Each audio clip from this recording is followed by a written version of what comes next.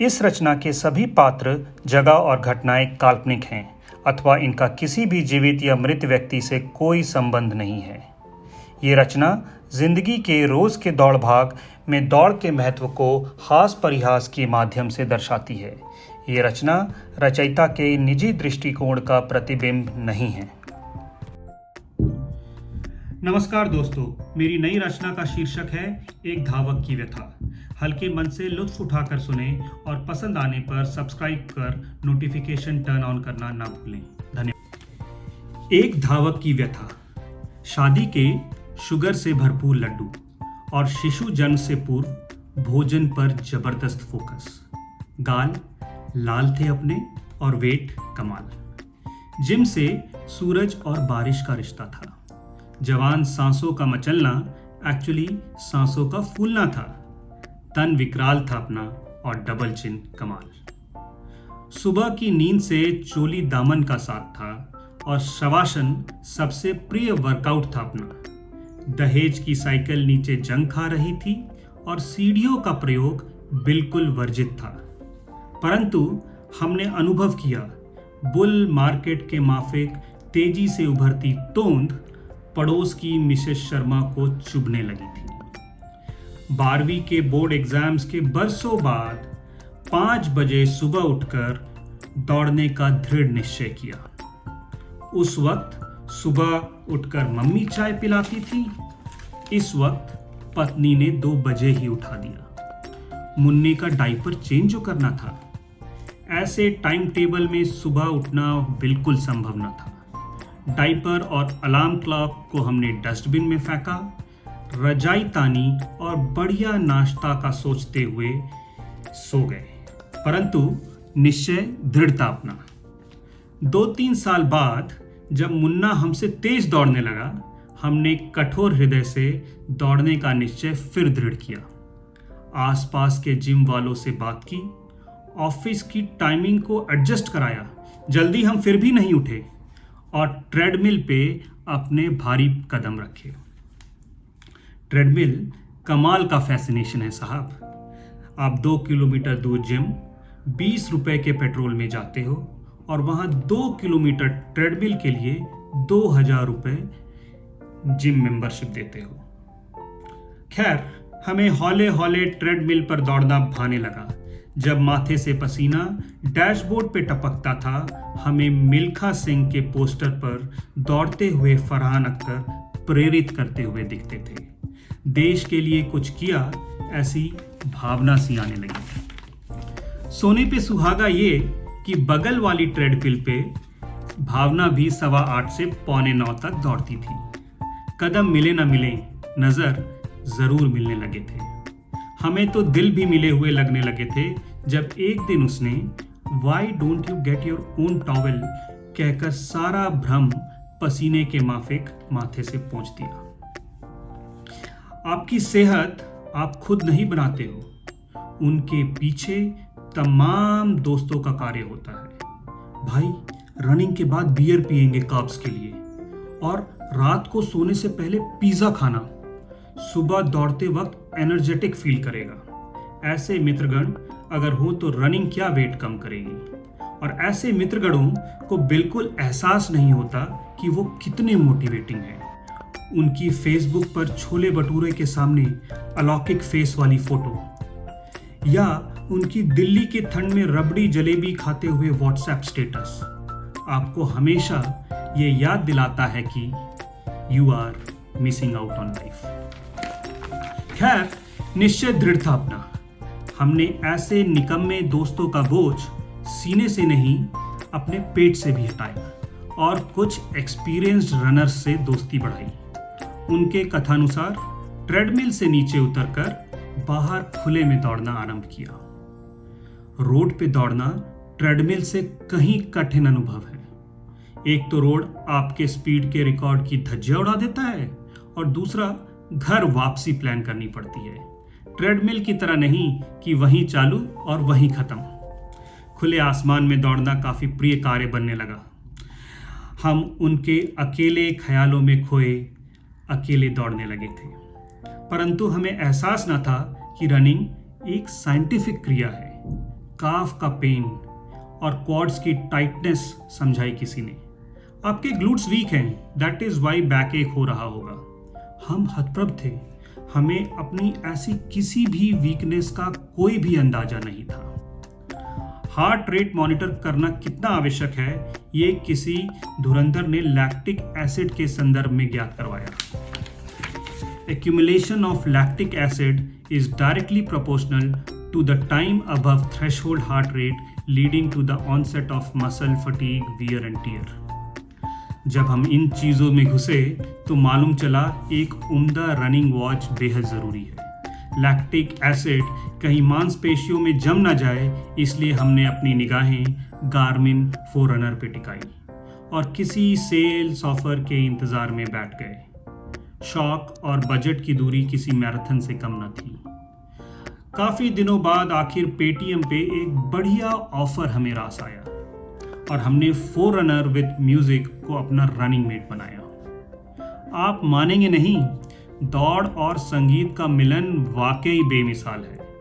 हमें तो हर गाना दौड़ के लिए बना हुआ सा लगने लगा, जैसे तेरा बज़ मुझे जीने ना दे या देखा हजारों दफ़ा आपको फिर बेकरारी कैसी है, हमें अक्सर माइलस्टोन्स की याद दिलाता था।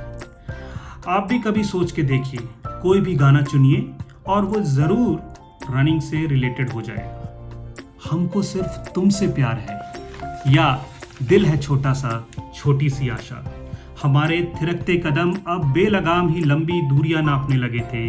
नए आज़ादी का एहसास किसी कॉन्डम से नहीं, भागने से आने लगा। जैसे जैसे हमारे पांव रोड नापने लगे, हमारे मन में हाफ मैराथन दौड़ने का कीड़ा पनपने लगा। 3-4 महीनों का रूटीन सेट किया और तैयारी में जुट गए। कई बेहतरीन सुझाव कई महानुभावों से आए और कई नए विचारों का आदान प्रदान हुआ।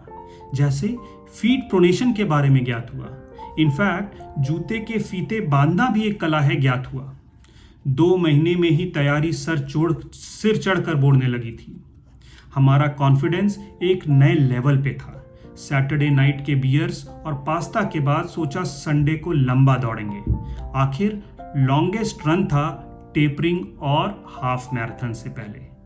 जब हम सुबह उठे, रात के क्रियाकलाप के बाद, हमारी सांसें गर्म सी थीं और जिस्म कठोर सा, पर निश्चय दृढ़ था अपना। हल्की सी वार्मिंग अप के बाद दौड़ना आरंभ किया।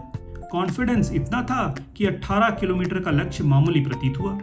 हमने सोचा लास्ट लॉन्ग रन है बिफोर हाफ, क्यों ना इंक्लाइन रन भी ट्रेनिंग में शामिल किया जाए। इंक्लाइन पे भी हम जोश से दौड़े और वो भी विदाउट न्यूट्रिशन। यहीं से समस्या की शुरुआत हुई। 10 किलोमीटर के आसपास टेल बोन के पास कुछ आहट सी हुई।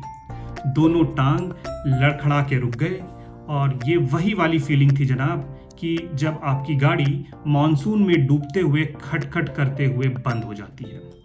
हमारी एग्जॉस्ट पाइप भी धोखा दे चुकी थी। दौड़ना क्या, चलने के भी वांदे हो गए। खैर, इंजरी के सीरियसनेस का अंदाजा हमें बाद में ही पता चला। उस वक्त तो हम चुपचाप बीवी से आंखें चुराकर बिस्तर पर लेटे रहे। संडे के बाद मंडे भी आता है जनाब। हमने आंखें खोली और एलेक्सा से बोला, प्ले माई म्यूजिक। आजकल पांव जमीन पर पड़ते नहीं मेरे, बोलो देखा है कभी मुझे उड़ते हुए, ऐसा गाई एलेक्सा। हम हतप्रभ थे। एलेक्सा को पता नहीं कैसे मालूम चला हमारे पांव भी जमीन पर नहीं पड़ रहे थे। फिर शुरू हुआ रिकवरी का difficult period. Ice pack, Volini, hot bag जैसे शुरुआती नुस्खे हमारे दर्द के एहसास को कम नहीं कर सके। फिजियोथेरेपी के नाम पर पता नहीं क्या क्या किया। बहुत बड़ा व्यवसाय है साहब और सब लगे पड़े हैं। कबाड़ी वाले से लेकर जिम ट्रेनर तक सब तरह के फिजियोथेरेपिस्ट मिले। कुछ जेल और मशीन लेकर मला करते थे और कुछ ने हमें कछुए से लेकर ऊंट तक बना डाला। और इनके चार्ज ऐसे कि इतने में हमारा ड्रिंक्स बार अगले ओलंपिक्स तक वेल स्टॉक्ड रहता। दर्द हमारा संगीन हो चला था। जूते के फीते बांधने के लिए भी झुकने में दिक्कत थी। ऑटोमेटिक कार लेने का भी सोचने लगे। आखिर क्लच प्रेस करने तक में जो दर्द होने लगा था, दर्द दिमाग पर भी चढ़ने लगा था और कोई रास्ता नजर नहीं था। हमने फिर निश्चय दृढ़ किया इस तेजी से गिरते स्वास्थ्य को काबू में करने का। हमने पहला कदम उठाया, 6 महीने दूर मुंबई हाफ मैराथन के लिए रजिस्टर किया। दूसरा कदम था टॉप के स्पोर्ट्स इंजरी स्पेशलिस्ट को कंसल्ट करना। बंद कमरे में जब डॉक्टर ने सब कुछ खोलकर चेकिंग की तो हमें थोड़ा डर तो लगा, पर जैसा कि आप सब जानते हैं, डर के आगे जीत है। हमने अपने आप को डॉक्टर की भक्ति में लगा डाला। डॉक्टर उम्दा था और ट्रीटमेंट बेमिसाल। Light at the end of the tunnel जैसी फीलिंग आने लगी। क्रिया योग हमारा तीसरा बेहतरीन कदम था। गुरुजी ने मन की दशा और दिशा ही बदल दी। मोदी जी के मन की बात का तो कुछ असर हुआ नहीं, पर गुरुजी ने मन से दर्द की मसल मेमोरी डिलीट करनी स्टार्ट की। इस अलौकिक अनुभव ने हमारे मन को शांत किया और चिता सी चिंता को ठंडक प्रदान की। ठंडक स्विमिंग पूल में भी थी, पर हमने अपना चौथा कदम दृढ़ निश्चय के साथ उठा लिया था। दर्द का चौथा करने में स्विमिंग काफी सहायक निकली। हमारी कमर ने जो पानी में लचकना शुरू किया, मानो सारा दर्द पानी में बह गया। इन 4 कदमों में कौन सा कदम सबसे सार्थक था, ये हमें अभी भी ज्ञात नहीं है। अनमोल और रतन नाम के 2 फिजियोज तो निसंदेह उस श्रेणी में नहीं आते हैं, पर आज भी ये लगता है योगा, मेडिटेशन और स्विमिंग तो सब बहाने हैं। जो तपस्या मैम के 1-on-1 सेशन थे, उन्होंने ही हमारे कमर के दर्द के इलाज की तपस्या को सफल किया। महीनों बाद जब हमने एक बार फिर से मैराथन ट्रेनिंग स्टार्ट की, हमारी खुशी का कोई ठिकाना नहीं था। कभी दोबारा दौड़ना हो पाएगा या नहीं की सोच से खुले आसमान में मरीन ड्राइव से हाजी अली होते हुए सिद्धि विनायक मंदिर तक की दौड़ एक ओजस्वी अनुभव से कम न थी। दोस्तों ने हर प्रकार की सहायता की और सुझाव दिए, जैसे स्ट्रेंथ ट्रेनिंग का रूटीन या प्रोटीन के रिश्तेदार BCAA की कहानी, या रनिंग जेल का किलोमीटर वाइज कंजम्पशन, या निपल शाफिंग क्रीम का उपयोग, यहाँ तक कि रन के दौरान पॉटी करने का बेहतरीन स्टॉप। भगवान ऐसे दोस्त सबको दे। मैराथन ईव पे हमने बिब को आसमानी नीले टी शर्ट पे पिन किया। काफ़ी मुश्किल का कार्य था और हमारी उंगलियां 1-2 बार तो ज़रूर प्रिक से धराशायी हुई। पेट भी कुछ तूफानों से लड़ रहा था और नींद कहीं और सो गई थी। Omen were not good, but the show must go on. आखिर निश्चय दृढ़ था अपना। मैराथन वाले दिन रनिंग ग्रिड पे बीप की आवाज के साथ हमारे ख्वाबों का सफर शुरू हुआ। सुबह की ठंडी हवाओं ने गालों पे पप्पियां दी, मचलते कदमों के थिरकन ने झप्पियां दी, हम सफर धावकों के जोश ने टपियां दी, हम उड़ चले, तेज धड़कनों ने जो थपकियां दी। आखिर निश्चय दृढ़ था अपना। फिनिशिंग लाइन क्रॉस करने का अनुभव वाकई लाजवाब है। आप अपने आप से जंग लड़ना और जीतना काफ़ी प्रेरणापूर्ण है।